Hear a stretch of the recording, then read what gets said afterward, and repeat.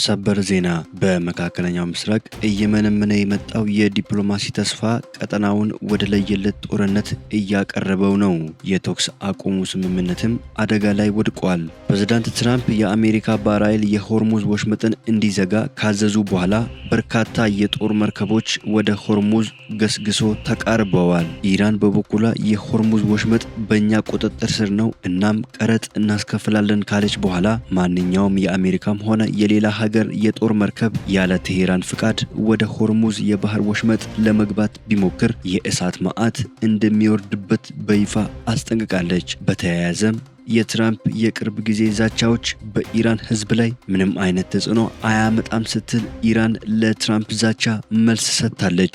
የሆርሙዝ ጉዳይ ሌላ አደገኛ ጦርነት ሊቀሰቅስ ጫፍ ላይ ደርሰዋል። ዓለም አቀፉ ማህበረሰብም ሁኔታውን በከፍተኛ ስጋት እየተከታተለው ነው። በሌላ በኩል ቻይናና ቱርክ በቀጥታ ወደ ጦርነቱ ተስበው እየገቡ ነው። ይህ እጅግ አስደንጋጭ መረጃ ነው። ከኢራን የተሰማ አሳዛኝ መረጃም አለ። እጅግ ልብ ሰባሪ ነው። ሁሉንም በዝርዝር ታደምጡታላችሁ። ጤና ይስጥልኝ ውድ ተመልካቾቻችን፣ አሁን የተሰሙ ሰበር መረጃዎችን እኔና ባልደረባዬ አጠናክረን ይዘንላችሁ መጥተናል። ቀደም ሲል የሰማችሁትንና ሌሎችም ሰበር መረጃዎችን በዝርዝር ይዘናል። አብራችሁን ቆዩ።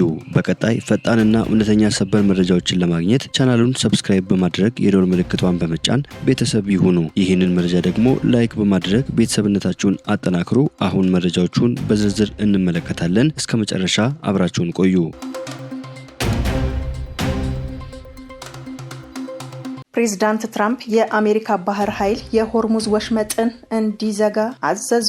ፕሬዝዳንት ትራምፕ የአሜሪካ ባህር ኃይል ወደ ሆርሙዝ ወሽመጥ የሚገቡና የሚወጡ መርከቦች እንቅስቃሴን እንዲያግድ ማዘዛቸውን አስታወቁ። በአሜሪካና በኢራን መካከል ለረጅም ሰዓታት ፓኪስታን ውስጥ የተካሄደው ድርድር ውጤትን ሳያገኝ ከቀረ በኋላ ፕሬዝዳንቱ በማህበራዊ ሚዲያ ገጻቸው ላይ ባሰፈሩት ረዘም ያለ ጽሑፍ ላይ በአንዳንድ ነጥቦች ላይ ስምምነት ላይ መደረሱንም አመልክተዋል።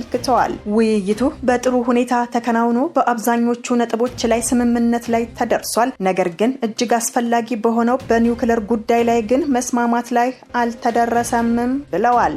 ጨምረውም በሆርሙዝ በኩል የሚደረግ ነፃ እንቅስቃሴን በሚመለከት ከስምምነት ሊደረስ እንደሚችል አመልክተው ነገር ግን ኢራኖች ከነሱ ውጪ ማንም የማያውቃቸው በባህሩ የተወሰኑ ቦታዎች ላይ ፈንጂዎች ሊኖሩ ይችላሉ በማለት ፈቃደኛ አልሆኑም ሲሉም አስፍረዋል። ስለዚህም ፕሬዝዳንት ትራምፕ ባህር ኃይላችን በዓለም አቀፍ የውሃ አካል ላይ ለኢራን የመተላለፊያ ገንዘብ የከፈሉ መርከቦችን እንዲያስቆም ማዘዛቸውንና ባህር ኃይላቸው በኢራን የተጠመዱ የባህር ላይ ፈንጂዎቹን ማስወገድ ይጀምራል ብለዋል። ህገወጥ የመተላለፊያ ክፍያውን የፈጸመ የትኛው መርከብ እንዲያልፍ አይፈቀድለትም በማለት በእኛ ላይ ወይም በሰላማዊ መርከቦች ላይ የሚተኩስ ማንኛውም ኢራናዊ መዓት ይወርድበታል ሲሉም አስጠንቅቀዋል። የሆርሙዝ ወሽመጥ በአሜሪካ ባህር ኃይል በአጭር ጊዜ ውስጥ እንደሚዘጋም ፕሬዝዳንት ትራምፕ አስታውቀዋል።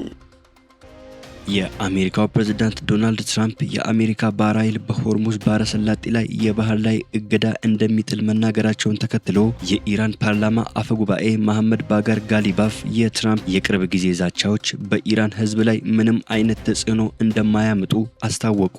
አፈጉባኤው ለአሜሪካ በሰጡት ምላሽ ጦርነት ከመረጣችሁ እንዋጋለን፣ በምክንያትና በሎጂክ ከመጣችሁ ደግሞ እኛም በምክንያት አብረን እንሰራለን በማለት የሀገራቸውን ጠንካራ አቋም አብራርተዋል። በተጨማሪም ጋሊባፍ በፓኪስታን ከአሜሪካ ልዑካን ጋር በተካሄደው ውይይት ላይ ኢራን በጎ ፍቃዷን ለማሳየት የሚያስችል መልካም ጅማሮችን ይዛ መቅረቧን ጠቅሰው ይህ ተግባራቸው በድርድሩ ሂደት ላይ አበረታች ማሻሻል እንዲመጣ ማድረጉን ተናግረዋል።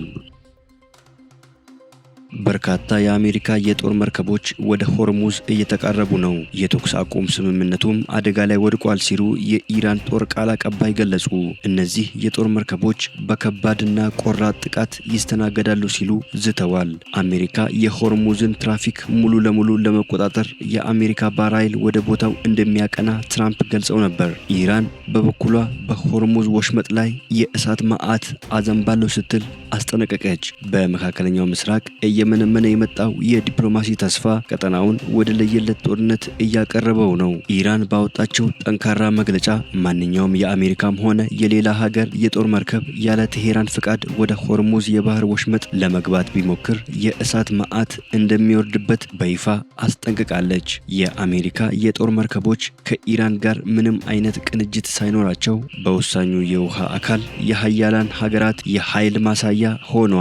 ዓለም አቀፉ ማህበረሰብ ሁኔታውን በከፍተኛ ስጋት እየተከታተለው ሲሆን በዚህ ስስ ቀጠና ላይ የሚፈጠር አንዲት ስህተት የዓለምን ኢኮኖሚ ሊያፈራርስ የሚችል ሰፊ ጦርነት ሊቀሰቀስ ይችላል ተብሎ ተሰግቷል። የሆርሙዝ ወሽመጥ በኢራን ቁጥጥር ስር ነው እናም ቀረጥ መከፈል አለበት ያሉት የፓርላማው ምክትል አፈ ጉባኤ ናቸው። የአሜሪካ ምክትል ፕሬዝዳንት ጄዲ ቫንስ በፓኪስታን የተደረገው የሰላም ንግግር ያለ ውጤት መጠናቀቁን ተከትሎ በሰጡት ጋዜጣዊ መግለጫ ላይ የሆርሙዝ ወሽመጥን አላነሱም። የዓለም 20% ነዳጅ መተላለፊያ የሆነው ይህ የባህር መስመር በሁሉም ሀገራት የሰላም ንግግር ወቅት አከራካሪ ከሆኑ አጀንዳዎች መካከል አንዱ ነው። በአሜሪካና በኢራን መካከል ለ2 ሳምንታት የሚቆይ የሰላም ስምምነት ሲጸድቅ ቁልፉ ሐሳብ በወሽመጡ የሚያልፉ መርከቦች ያለምንም ችግር መተላለፍ እንዲችሉ የሚል ነበር። ሜሄርስ የዜና ወኪል የኢራን ፓርላማ ምክትል አፈ ጉባኤ ሀጂ ባቤ ወሽመጡ ለኢራን ቀይ መስመር መሆኑን መናገራቸውንም ዘግቧል። ወሽመጡ በኢራን ሙሉ ቁጥጥር ስር ነው ያሉት ምክትል አፈ ጉባኤው ቀረጥ በሪያል ወይንም በኢራን መገበያያ ገንዘብ መከፈል አለበት ብለዋል። የአሜሪካው ፕሬዝዳንት ዶናልድ ትራምፕ ቅዳሜ ዕለት በትሩዝ ሶሻል ገጻቸው ላይ የሆርሙዝ ወሽመጥ በቅርቡ ይከፈታል ሲሉም ጽፈው ነበር። የአሜሪካ ማዕከላዊ እዝ በበኩሉ ቅዳሜ ዕለት 2 ፈንጂ አምካኝ መርከቦች አካባቢውን ከፈንጂዎች ለማጽዳት ወደ ሆርሙዝ ወሽመጥ ተሰማርተዋል ብሏል። ነገር ግን ኢራን 2 መርከቦች ወደ ወሽመጡ መምጣታቸውን አስተባብላለች። የኢራን አብዮታዊ ዘብ በሆርሙዝ ባህር ለማለፍ ወታደራዊ መርከቦች የሚያደርጓቸው ማንኛውም ሙከራ ከባድ እርምጃ እንዲወሰድባቸው ያደርጋል ማለቱን ኢሪብ የዜና ወኪል ዘግቧል። የአሜሪካ ምክትል ፕሬዝዳንት የፓኪስታኑን ድርድር መልካምና መጥፎ ዜና ብለውታል። ከኢራናውያን ጋር ተጨባጭ ውይይት ማድረጋቸው መልካም ዜናው ሲሆን ስምምነት ላይ አለመድረሳቸው መጥፎ ዜና ነው። ይህ መጥፎ ዜና ለኢራን መሆኑንም ተናግረዋል። ረዘም ላለ ጊዜ የተደረገው ድርድር ጉልህና አስገራሚ ቢሆንም ስምምነት ላይ አለመደረሱ ግን የሚያስደንቅ አይደለም። አሜሪካውያን ወደ ፓኪስታን የሄዱት በዚህ ጦርነት ኢራን በጣም ክፉኛ ስለተጎዳች ፈጣን ስምምነት ማድረግ ትችላለች በሚል ሐሳብ ነው። ሐሳባችንን ለመቀበል አልፈለጉም ሲሉም ቫንስ ተናግረዋል። ኢራን የራሷ ቀይ መስመሮችም አሏት። ጠንካራ እጅ እንዳላት በማመንም ነው ወደ ድርድሩ የቀረበችው። በወታደራዊ አቅሟ ላይ ከፍተኛ ጉዳት ቢደርስባትም አሁንም በጦርነቱ መቀጠል እንደምትችል ብቻ ሳይሆን ዝግጁም ናት። አሁንም ድረስ በሆርሙዝ ስትራቴጂካዊ የባህር ወሽመጥ ላይ ባላት ቁጥጥር ላይ ጉልህ የሆነ ተጽዕኖ አላት። ቴህራንና ዋሽንግተን ከ10 ዓመት በፊት የኒውክሌር ስምምነት ላይ ለመጨረሻ ጊዜ የደረሱት 18 ወራት ከፈጀ ጉዞ በኋላ ነው። ትራምፕ አሁንም ከባድ ምርጫ ከፊታቸው ተደቅኗል። ጥቃቱን አጠናክሮ መቀጠል ወይም መደራደር። የኢራን የውጭ ጉዳይ ሚኒስቴር ንግግሩ የተካሄደው አለመተማመን፣ ጥርጣሬና ጥያቄ ባንዣበበበት ሁኔታ ውስጥ ነው አሉ። በፓኪስታን ኢስላማባድ በአሜሪካና ኢራን መካከል የተደረገውን ያልተሳካ ድርድር ተከትሎ የኢራን ውጭ ጉዳይ ሚኒስቴር አስተያየቱን ሰጥቷል።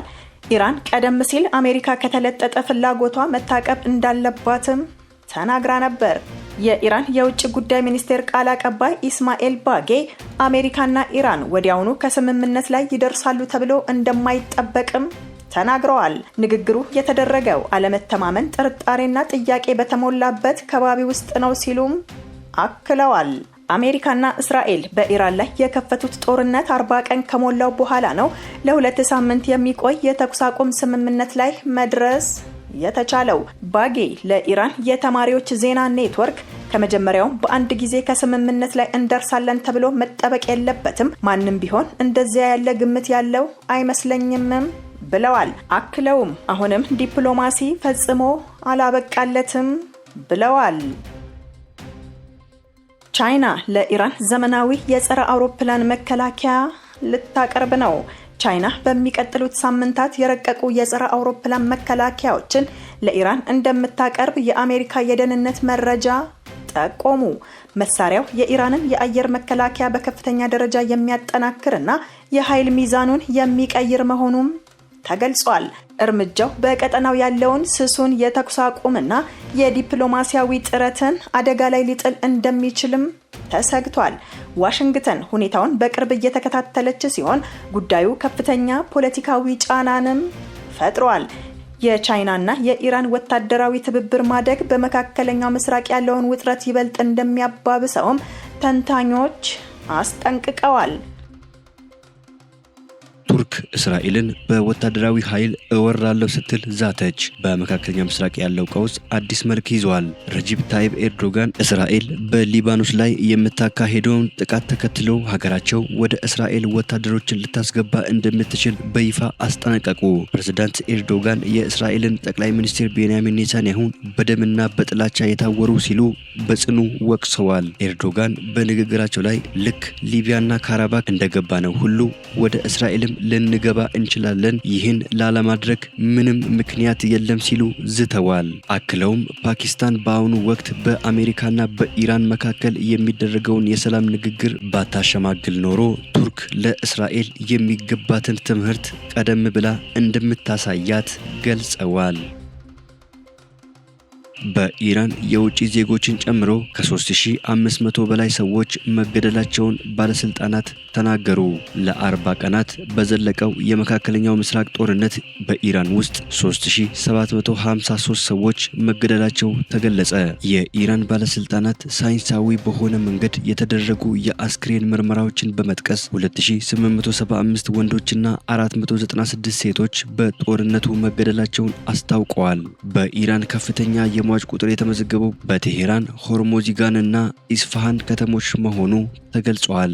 በመቶዎች የሚቆጠሩ ህፃናት የተገደሉ ሲሆን 7ቱ እድሜያቸው ከ1 ዓመት በታች እንደሚሆናቸው 255ቱ ደግሞ ከ1 ዓመት እስከ 12 ዓመታቸው መሆኑ ተጠቅሰዋል። 121ዱ ደግሞ ከ13 እስከ 18 ዓመት ድረስ እንደሚሆናቸው መንግስት ይፋ ያደረገው መረጃ ያሳያል። በአሜሪካና በእስራኤል የአየር ድብደባ የተገደሉት ኢራናውያን ብቻ ሳይሆኑ በሀገሪቱ የሚኖሩ የአፍጋኒስታን፣ ሶሪያ፣ ፓኪስታን፣ ቻይና፣ ኢራቅ እና ሊባኖስ ዜጎች ጭምር ናቸው ብለዋል። የኢራን ባለስልጣን በጦርነቱ ወቅት ስለሚሞቱ ሰዎች የሚገልጽ መረጃ ይፋ የሚያደርጉት አልፎ አልፎ ነው። በእነዚህ ጊዜያትም ቢሆን የሟቾች ቁጥር ሲገለጹ ሴቶችና ህፃናት ላይ ብቻ ያተኩራሉ።